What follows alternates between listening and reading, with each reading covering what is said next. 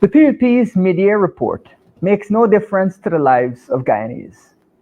We in the PNCR APNU have reviewed the mid-year report 2024 from the Ministry of Finance, which describes the performance of the economy up to June based on the 2024 national budget. As we predicted in several of our budget presentations in January, Budget 2024 will not live up to its theme, staying the course, building prosperity for all. In fact, because the economy is quote-unquote staying the course, this is the reason why it will deliver prosperity only to friends, favorites, and families of the PPP regime. For prosperity to be delivered to all requires a fundamental refocusing of national priorities based on a people-centered development philosophy. The PPP is simply not built or bent that way. Let us comment on a few aspects of Mid-Year Report 2024. The report is deafeningly silent on the progress, if any, on reducing Guyana's food import bill. As is known, Guyana has committed to the CARICOM-wide effort of reducing food imports by 25% by 2025. Guyana's role in this endeavor is twofold: A, reducing its own food imports, and B, increasing food exports to CARICOM. The mid-year report provides no update even as 2025 looms large. 2, if Guyana's real economy grew by an estimated 49.7% in the first half of this year, and if government or revenue flowed at the rate of hundreds of millions of USD a month, why can't Guyanese see a significant increase in their income? The recent teacher strike and negotiations are an example of this paradoxical situation. The government must surely have known these were the growth numbers for the first half of the year, yet they stuck to a salary increase number so anemic, teachers have been left bitterly disappointed. We reiterate that as our country grows, our people must benefit, and so we will increase teacher and other public servant salaries by an initial 35% graduated in the first year in office, followed by negotiations for further increases. 3, given the development and investment resources in the hands of the government from oil revenues, one must ask whether the non-oil economy should not be performing far better in terms of greater production, higher productivity, more value added, and wider diversification. To create a booming non-oil economy, however, would require new and wide-ranging approaches, none of which is in place on the PPP regime. For example, infrastructure spending has to be more directed towards boosting production and productivity. Access to credit has to be made easier and cheaper.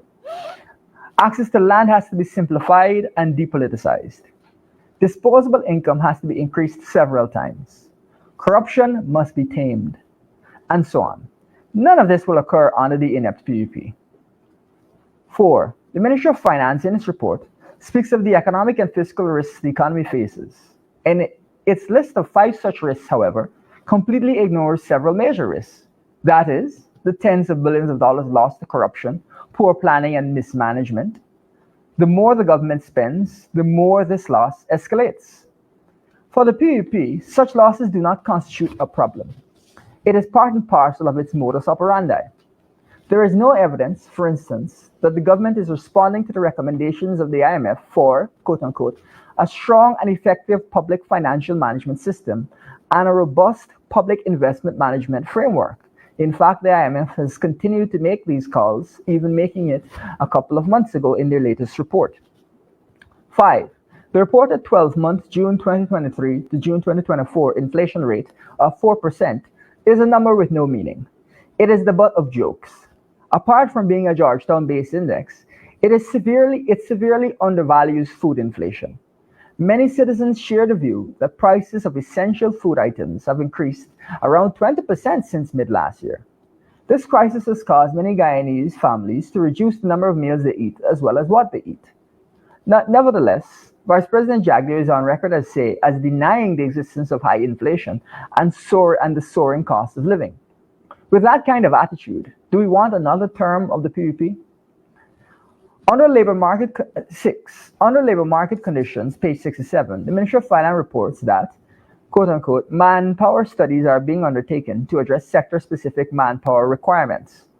Let us remind the nation that the PPP has undertaken no quarterly labor force survey since the third quarter of 2021, despite repeated calls from the opposition. The government must therefore explain what exactly are these quote-unquote manpower studies. Brief in-house secret reports? Or publicly disclosed extensive labor market surveys that include unemployment figures.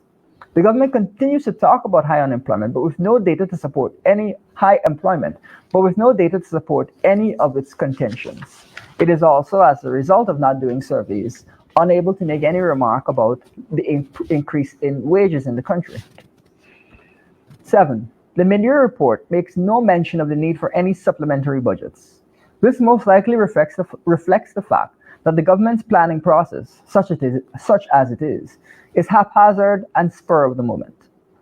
The PPP's mid-year report makes no difference to the lives of Guyanese. Midway through the life of the third oil budget, life in ordinary Guyanese households has not in any way become more prosperous or comfortable. On the contrary, it has become more stressful and burdensome. Thank you.